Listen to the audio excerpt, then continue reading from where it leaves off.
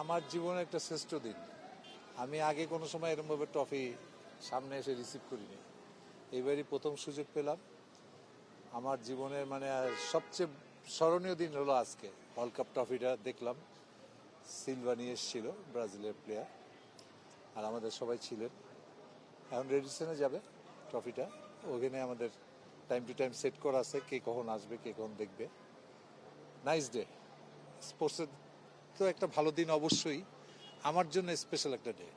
আমি ছোট মানে কি, এখানে তো এয়ারপোর্টের ভিতরে তো যতটুক করছে এটা এনাফ, এর চেয়ে বড় করা মোটেও সম্ভব না।